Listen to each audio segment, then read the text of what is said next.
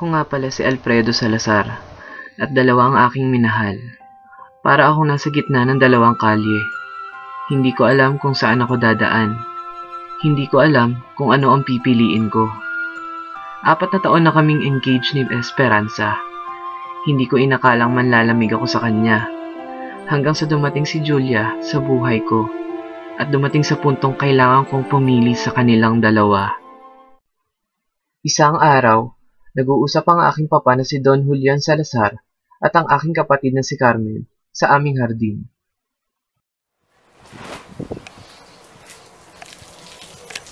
Papa, kailan may set na tapasan ni Alfredo at Esperanza? Hindi ko alam, pero natanong ko na si Alfredo. Mukha namang di nagmamadali si Alfredo. Pero si Esperanza, gusto niya naganapin sa susunod na buwan. Pero Papa, di ba 30 years old na si Alfredo? Di ba mukhang mahirap kay Esperanza para maghintay? Hindi naman, mukha namang hindi nagmamadali si Alfredo. Pero Papa, paano magmamadali kung mismo yung lalaki yung nagmamabagal? Hay nako, buti na lang hindi nagsasawa maghintay sa Esperanza. Siguro, ganun talaga kapag matagal na silang nagmamahalan. Siyempre, lumalamig na yung relasyon, lumalamig na yung nararamdaman ni Alfredo. Naalala mo Papa, nung nanliligaw si Alfredo, kompletong flowers and chocolates? I will always love you, I will always stay true. There's no one who loves you like I do. Come to me now, I will never leave you, I will stay here with you. Through the good and bad I will stand true. I'm in love with you.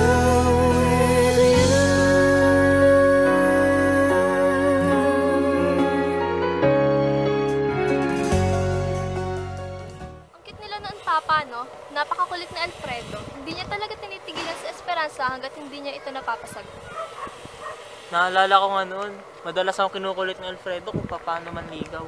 Pero syempre ako, tinuruan ko. Sinabi ko sa kanya kung paano yung mga the moves ko, kung paano ko napasagot agad ang nanay niya.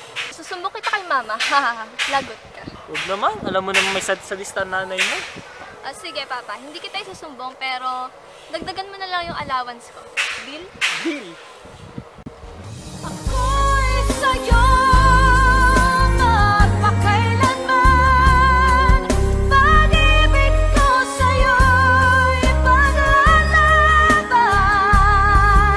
Hindi ka na ngayon mag-isa. Habang buhay ka'y makakasama. Ako'y sa'yo sana'y tandaan. Hindi kita papabayaan. Buong puso kitang mamahalin. Niyaya ako ng papa na sumama sa bahay ni Judge Del Valle. Ito ang unang pagkakataon na makikilala ko si Julia Salas. Anak, napakasipag mo talaga mag-aral. Magpahinga ka naman. Kung gusto mo, sumama ka sa akin. Punta ako kila Judge Del Valle. Okay, Papa. Wala naman akong magagawa eh. Sige anak, mahirap maging lawyer kapag wala kang laging pahinga.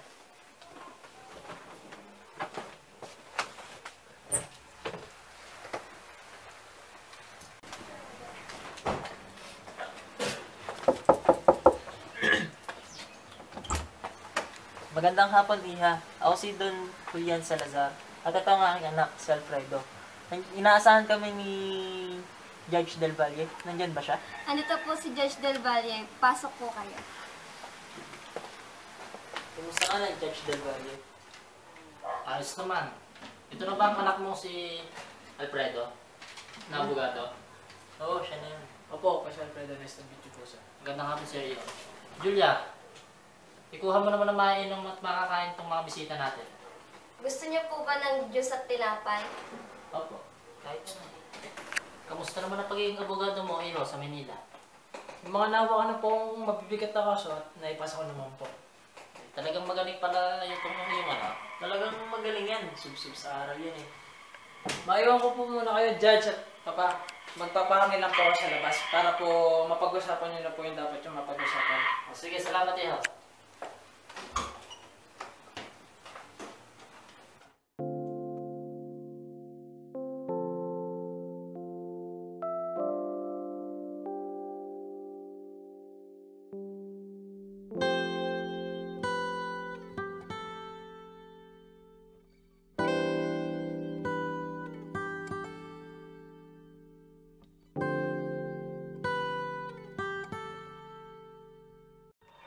Gusto mo ba ng Maya na Mr. Salazar? Hindi naman kita matatanggalan eh, kahit nakainom na ako kanina. Maraming salamat, Miss Del Valle. Would you like to join me? Oh, sure. Anong problema? Ba't ka natatawa? To properly introduce myself, I'm Miss Julia Salas, sister-in-law ni Judge Del Valle. Well, I apologize, Miss Salas. Ako nga pala si Alfredo Salazar.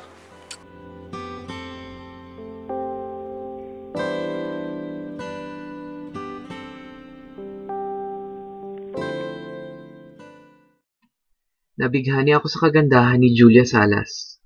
Dumating ang araw na nahulog na ang loob namin sa isa't isa at nawalan na ako ng oras para kay Esperanza.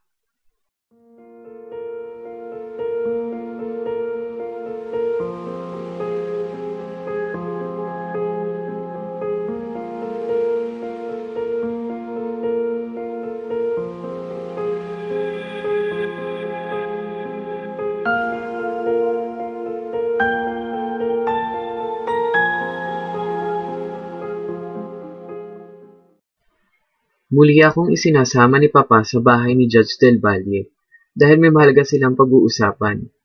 Dumating naman si Esperanza. Alfredo, pupunta ako kila Judge Del Valle. Gusto mo bang sumama? Sige, Papa, sasama ako. Nakakabog naman sa bahay eh. Oh, Esperanza. Ikaw pala. Kamusta ka na? Okay lang naman po ako, Don Julian. Sige, Alfredo. Diyan, may iwan ko na muna kayo. Sumunod ka na lang kala Judge Del Valle. Sige, Papa. Susunod na lang ako. Ingat. Kuya Alfredo, nagtataka ako. Ba't di mo na ako pinupuntahan sa bahay? May problema ba, mahal? I'm sorry, Esperanza. Naging busy kasi ako sa work this past few weeks kaya hindi kita napupuntahan. Ah, ganun ba, mahal? Oo, mahal. Madalas din akong pinapasama ni Papa kay na Judge Del Valle. Hindi ko na nahindian si Papa. Kaya kailangan ko sumunod doon ngayon. Okay lang naman, mahal. Magluluto din kami ni Mama mamayang gabi. Gusto mo ba maki-join? Kapag hindi ako busy, mamamasyal na tayo ulit. Pangako yan, mahal. Pangako yan, ha? I miss you, Alfredo. I miss you too, Esperanza.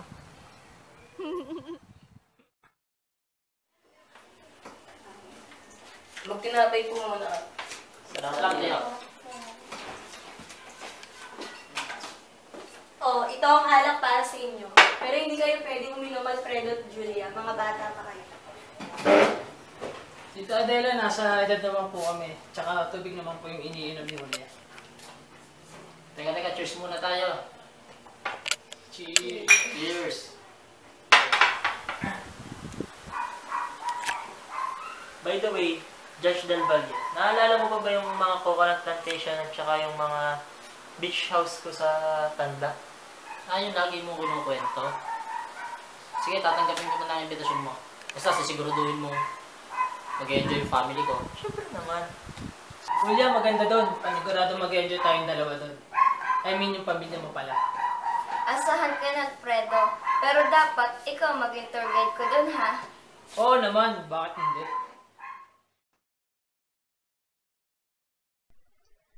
Ipinasyal ko si Julia Salas sa beach house at sa coconut plantation namin sa Tanda. Napakasaya ng araw na yun.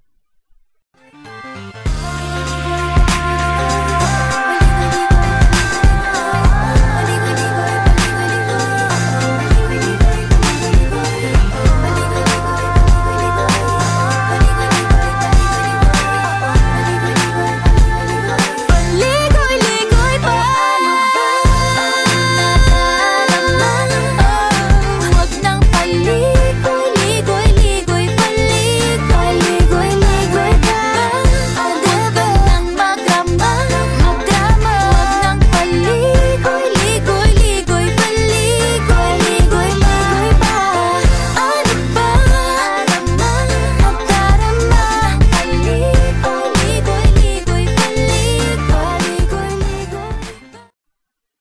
Nalungkot ako sa sinabi ni Julia Salas na iyon na ang huling araw na magkakasama kami.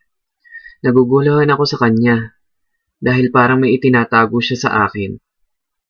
Ang ganda dito, di ba? Sana nag-enjoy ka kaysa sa akin. Sobra ako nag-enjoy. Pakiramdam ko dito na ako nakatira. Kaya lang, walang gantong kagandang tanawin sa amin. Ang mahalaga, nag-enjoy ka. Napakabilis ng araw, no? Sa tingin ko, ito na yung huling araw na magkasama tayo. Huling araw? Bakit? Kasi nagpadala ng sulat ang mga magulang ko. Pinapauwi na ako sa aming probinsya.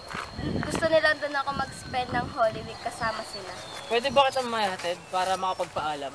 Hindi pwede, nagmamadali ako. Malayo kasi ang probinsya namin dito. Babalik ka pa ba?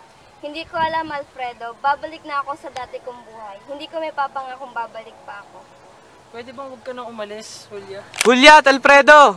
Mag-empake na kayo, alis na tayo!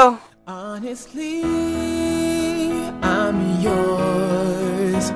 Finally, I'm sure I'm where I belong, and baby, you're all that I need. Honestly,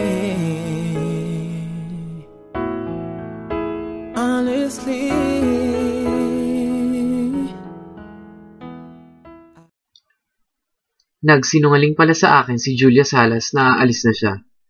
Nabalitaan pala niyang ikakasal na ako kay Esperanza, kaya umiwas na siya sa akin.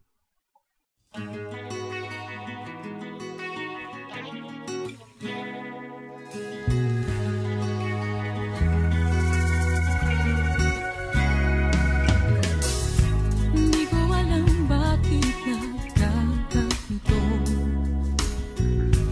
Matapos ibigay ko ang lahat sa'yo, hindi ko malimot ang sakit na nadama.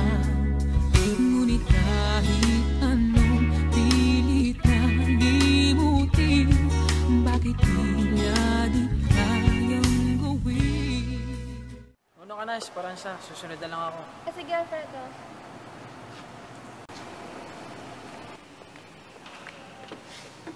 Oh, kala ko nakalis ka na. Ba't ka nag-iisa lang?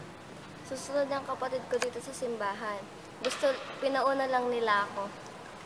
Kasama ba si Judge Del Valle? Yes, Mr. Salazar.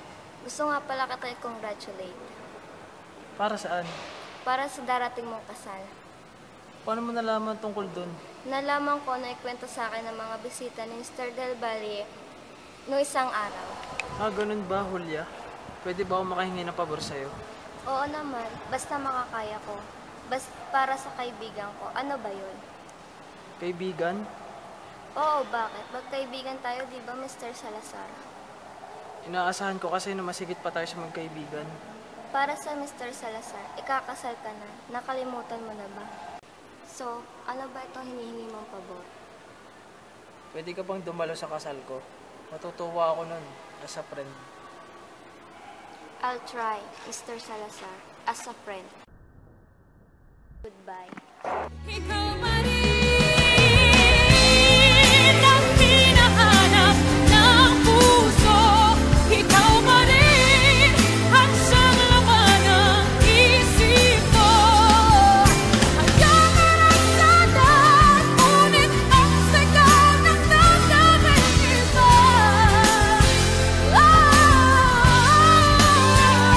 Ikaw pa rin ang hinahanap ng puso.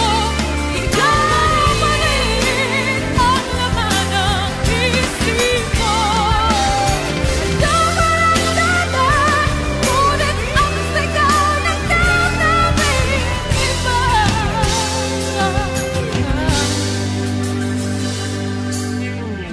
Ikaw pa rin.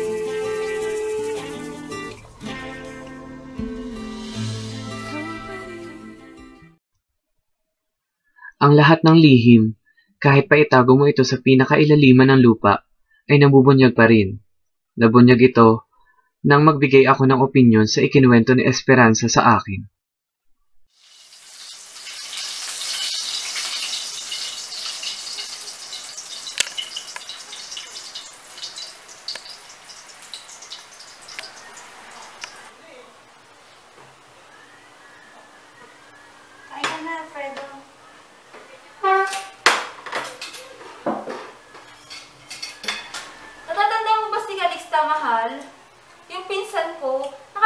siya. Bakit? Ano ba nangyari? Nalalaki siya habang yung asawa niya tatrabaho sa malayong lugar. Hindi niya dapat ginawa yun. Huwag kang magsabi ng ganyan, pinsan mo pa rin siya. So, ibig sabihin sumasang-ayon ka sa ginawa niya? Na in love siya sa isang kartero? Magsulat po.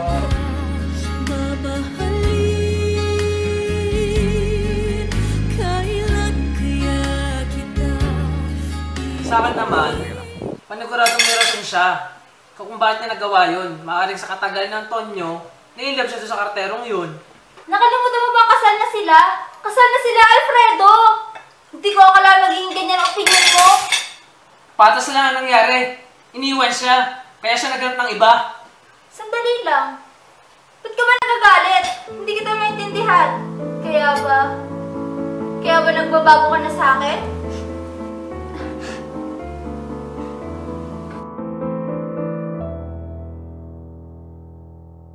Hindi ako bulag o bingi, Alfredo. Bakit hindi mo na lang ako diretsuhin? Sabihin mo, bakit ka nagkakaganyan ngayon? Esperanza, sorry. Bakit mo ba ako pinahihirapan ng ganito? Kahit kailan di ko nagmamagmahal ng iba. Sabi mo sa akin na hindi mo na ako mahal. Bakit ba minamahal kita? Bakit ba minamahal kita? Bakit ba palagi mong sinasaktan ang puso ko? Nababaliw pa rin ako sa'yo. Bakit ba minamahal kita? Kahit Alfredo! Hayaan! ng iba at parang walang akong umasa. Bakit ba minamahal kita? Bakit ba mahal kita? Mahal na mahal kita.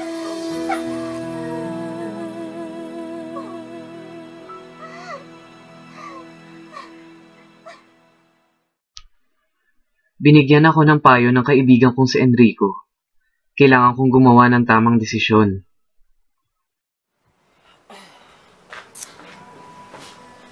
Oh, parang malungkot ka.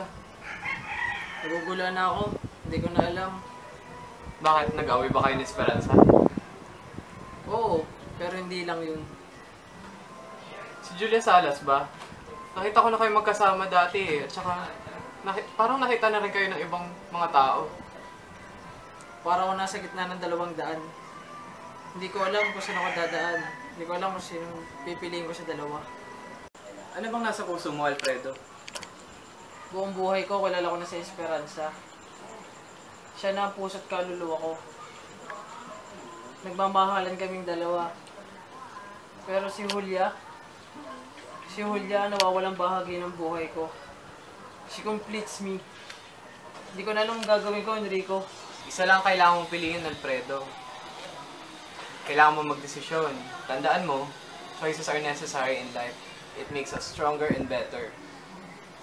Kaya, tandaan mo na yung magiging desisyon mo, nakaka-apekto din yun sa ibang tao at hindi lang sa'yo. Kaya, piliin mo yung tama.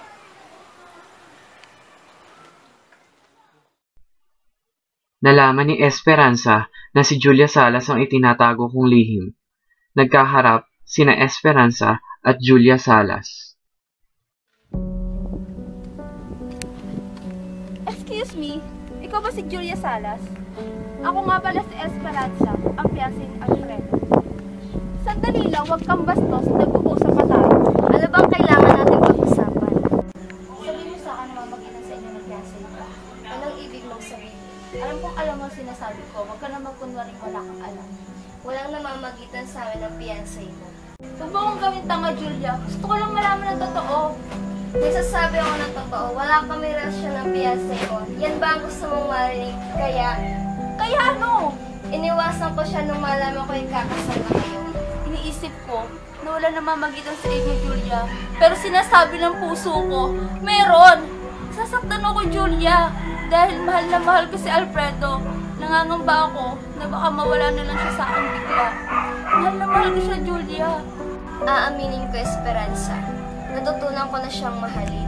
Sa mga panahon na kasama ko siya. Alam kong mali iyon. Kaya napagdesisyonan kong iwasan siya bago pa gumulo ang lahat. Nag-distansya ka na sa fiancé ko. Itigil mo na kung ano mang nararamdaman mo para sa kanya. Akin lang si Alfredo. Akin lang siya.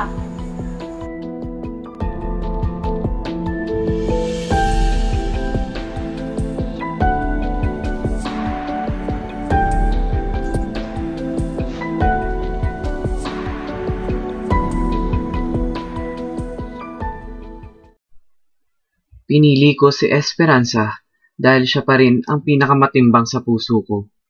Dumating ang araw na nagpakasal na kami. Napakasaya ni Esperanza sa araw na yon.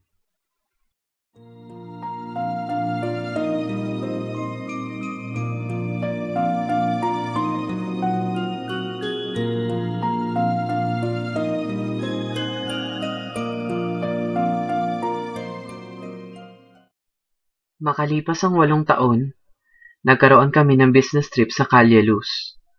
Naalala kong sa Calle Luz nga pala nakatira si Julia Salas. Pinuntahan ko siya doon. 8 taon na ang nakalilipas, at ni minsan ay hindi ka pa rin nawala sa isip ko, Julia. Ano bang ginawa mo sa puso ko at hanggang ngayon ikaw pa rin ang nawawalang bahagi nito? Kung alam mo lang kung gaano ako nasasabik na makita ka muli, Julia.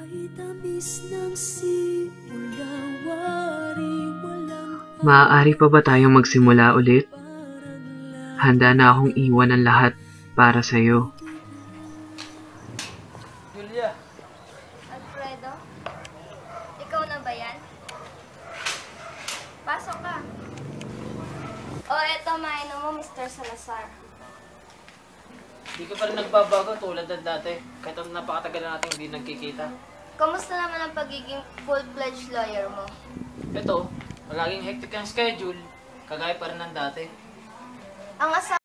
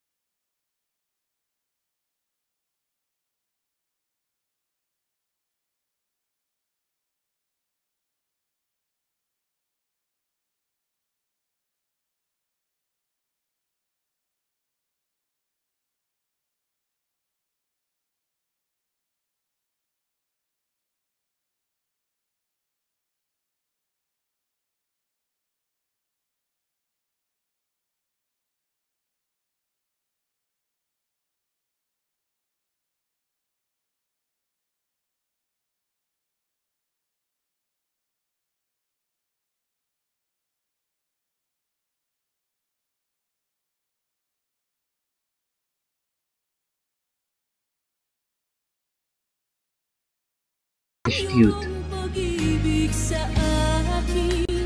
Perhaps it was love, or perhaps it is not.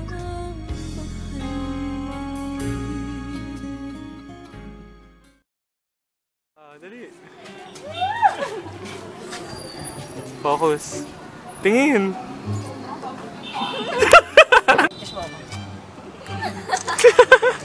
Irene, pasok. Ano yung may mukha? Jonah, pasok! Ano yung may yan? Tingin! Baba mo yung kamay mo, Irene.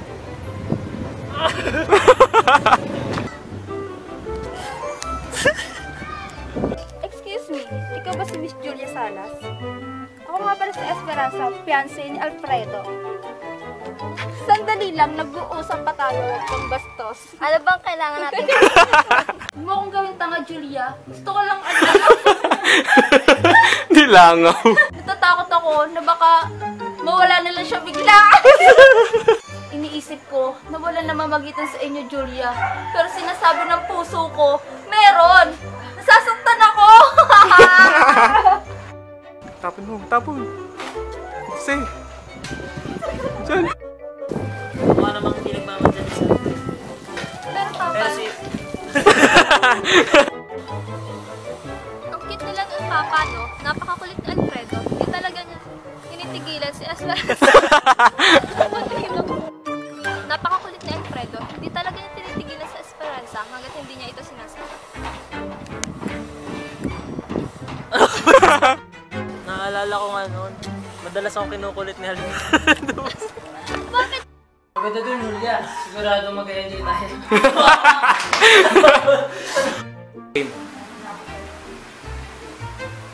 Tatay ka! Uy! wala tuloy! Oh, Esperanza. Ano ba na? Kamusta ka na? Okay lang naman. Ikaw pala, Esperanza. Ikaw pala, Esperanza. Kamusta ka na? Okay lang naman po. Kami salamat, Miss Del Valle. Video lang tuloy. Magbabayad ka, Alfredo! Ayam ka! Ayam kaya, Papa! Nakikilit ako. Ayaw. Bakit? Ano ba yung nangyari? Nanlalaki siya habang yung asawa niya naglalala. Nakalimutan mo ba ang kasal sila? Kasal sila, Alfredo! Di ba ka namin binigyan ng opinion mo? Hindi ako po nag-ubingi, Alfredo. Alam ko may tinatago ka sa akin. Ngayon, ba't hindi mo sabihin kung bakit ka nagkaamin niyan? Sorry, Esperanza. Sunod.